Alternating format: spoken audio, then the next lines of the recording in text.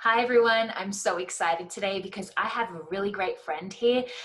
Over the past sort of 6 months to 12 months, I have had a lot of questions on different sort of topics. And one of the topics that I get quite a lot is about relationships and how to look for a partner, or how do I talk to a specific type of person that maybe isn't resonating with me. So what I've done is I've asked a relationship expert to come on and answer two questions that I have today. So enjoy, guys, and I'll see you on the next show.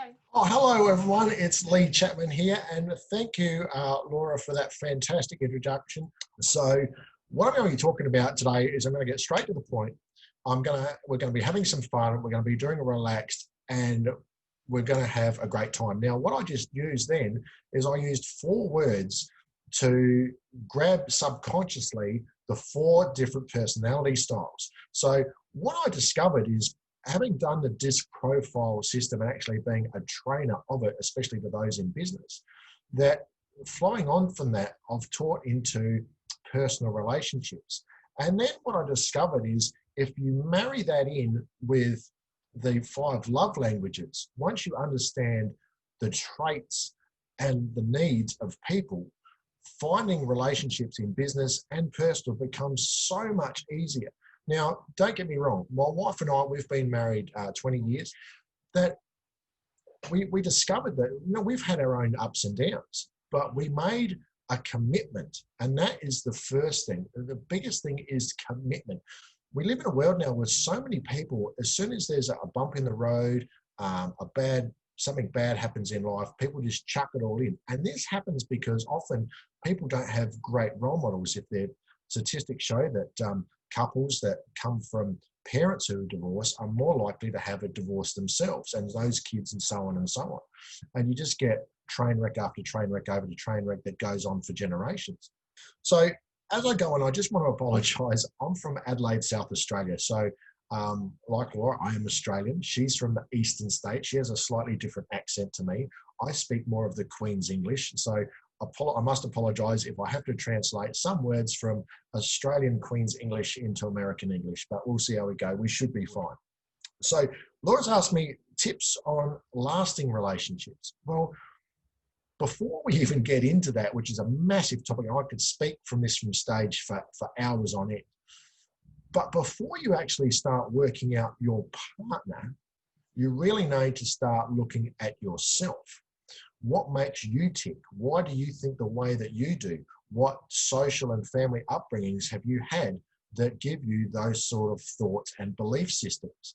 And once you work that out, then you can start working on your partner and the people around you.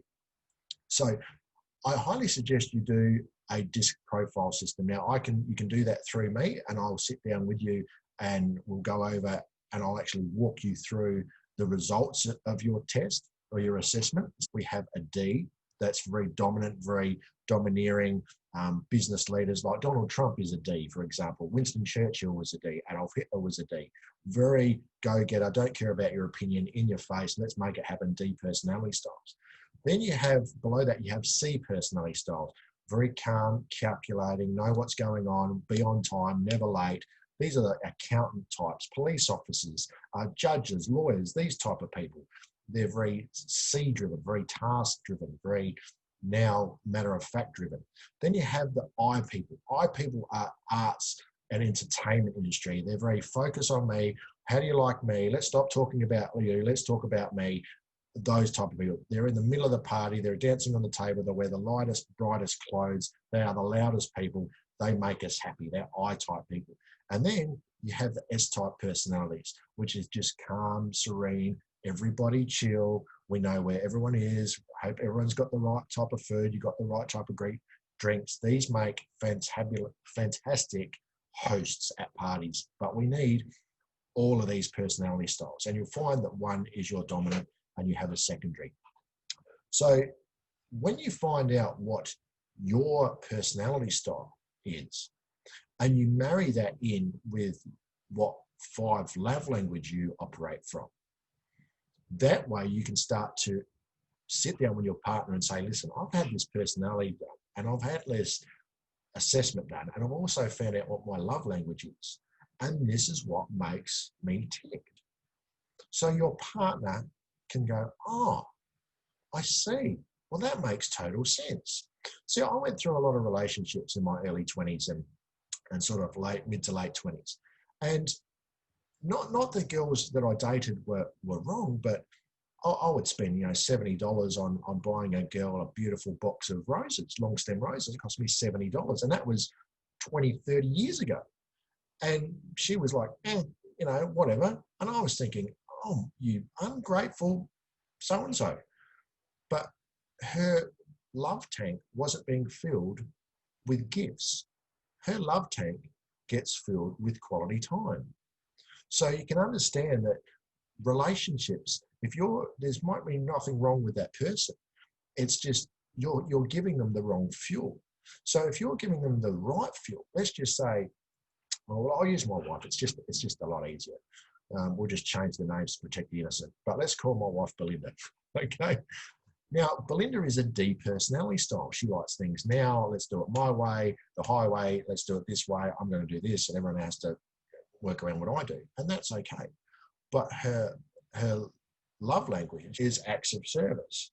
Now, if I go and at the end of the day put on her TV show, on her favorite TV show, and I get a bucket of warm water and put her feet into a nice bucket of warm water and give her the remote and maybe some chocolate or, a glass of scotch and coke or whatever it is that she would like, she just thinks that I am the best king in the world, because why would she go anywhere else when I know what her personality style is and I know what her love language is? And conversely, my love language, I like words of affirmation and quality time. That floats my boat. When she says, Ollie, Saturday, I've made some dips and chips and so forth. We're going to sit down on the couch and we're going to watch The Bridge Over the River Kwai, or, Steve McQueen in one of his movies, or The Bullet or something like that, that floats my boat. So when you understand this, it just makes relationships so much easier, and you'll save yourself so much pain and heartache. Spending a couple of $100 on finding out what your personality is and what your love language is far cheaper than a divorce. Far cheaper than starting up a new business. It's far cheaper than doing anything. And I wish, right? So the second question Laura has asked is, we keep on fighting, and how do we stop that? It goes back to sort of relates to question one, that we live in a world now where there's this agenda to say that men and women are the same. And the fact is, we're not. We simply think differently, we act differently. And women, I have to speak generally here because it's like a bell curve, okay? There's some very masculine women and there's some very feminine men. But I'm going to talk about the general people in the middle, okay? Not the extremes at either end. But women, their brain works 24/7 and does not switch off at all. Like it is constantly going. Even when they're asleep, brain activity still goes a lot higher than men. Men's brain activity literally ceases when they're asleep. Women's brain activity just is constantly going all the time. And nothing frustrates a woman more than a man sitting down doing nothing, right?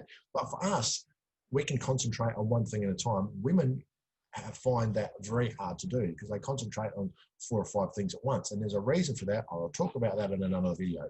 Women tend to speak in code. So the reason they speak in code is it goes way back to when they were young, that they realize that they can't get through this world being physically aggressive, because men are largely built than they are. They learn that at a very young age. So they learn to use their minds. And what they tend to do is the women will actually speak in code. And if a man can understand the code, the lady feels, oh, he understands me. He's won my heart because he understands me on a mental level, because he understands the code. Here's an example. My wife, Belinda, will say, oh, the washing machine has gone beep, or has finished washing. Now, to a man, that is a statement like the sky is blue, or the grass is green, or the ocean is wet. It's just, oh yeah, so what? But I understand the code. Even though we've been married 20 years, the code for her is, the washing machine's gone beep, I'd like you to go hang out the washing. So to this day, we still have a laugh at each other. I say, Belinda, is that code for you want me to go and hang out the washing? And she goes, yes. And then I go, oh, and she goes, oh, you get the code. She still does it today. It drives me absolutely mental, but I get it. Or if she says, women, also another thing, is very generalized. They're not specific. Men are very specific, right? So if you want to speak to a man, you've got to speak and not have an argument. You need to be very specific. For example, we were hanging out in the washing together, and Belinda says, go get me some coat hangers. So I grabbed 3 and I came back with some coat hangers. That's some. She wanted 5. She goes, I wanted 5. And I said, you didn't say 5. You wanted some, right? So she's had to learn that when you're speaking to me and you want me to go get something, be specific. Say, I want 5 or 10, or I want you to cut the lawn 2 inches high, or I want you to paint the house purple, not mauve. Can it help you? And stop having arguments all the time. And arguments are a crazy thing. I know this is really bizarre. Now, I know it's not any of you ladies because you're all switched on because you're friends of Laura, but I know this lady that she learned at a young age that after a huge argument, they would have great makeup sex. So this happened in her early 20s. So carrying that on into her 30s, she would go after boyfriend after boyfriend after boyfriend, because after a while they thought, oh, man, she's just nutso, because she would constantly pick the men in her life to build up an argument to get a great sex life. And if you're not getting your needs met, you'll do all sorts of crazy things to get them done. And that's for another video again. But I know that's just an extreme example of picking fights to get something positive. It's not something that I recommend. The last one is, how do I know that that person is the one? That is a really tough question. Even though when Belinda and I, we did a pre-marriage course, we did a questionnaire on, our thought patterns and were they the same, and do we have the same beliefs and thoughts on children and discipline on our kids and all of these sort of things. We sat down and made the commitment, and even then we still had our doubts. Were we the one for each other? And I guess you just have to take that plunge and say, you know what? I think they are. It's a feeling you get. It's something you just know. But the thing is, it's going to be tough.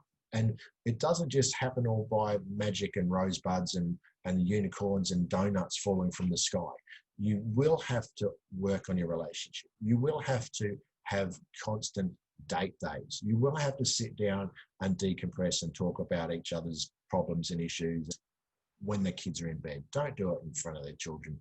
Do it outside when the kids are, asleep. It's a constant process, because as you get older, your thinking patterns and what was important to you change. And that's just a natural progression of being in a long-term relationship. But as you get further and further into that relationship, your understanding of that person becomes greater and greater, to the point where you think, I understand everything about this person. Why would I want to go anywhere else? It's the same as when you buy, and the reason why relationships break down is because people don't have the manual for that model. So you're going to have to make that manual yourself. Now, with the help that I give, it's a lot easier. But literally, it takes work. It's not an easy, magical, wave the wand, sprinkle fairy dust fix. It's something you have to work on. But I can actually help you with those things. And if I can do anything at all, you can contact me through Laura, contact me through Facebook. I literally live here. You can shoot me a question. If you want an assessment done, you can have that done as well. And I'll do a special just because you're friends of Laura. And until our next exciting episode, just remember that, ladies, as men, we do notice you. You are beautiful, even though we don't say it as often as we should. And remember that, men, that you have what it takes, and your responsibility to teach others never ends. Okay, guys, bye for now.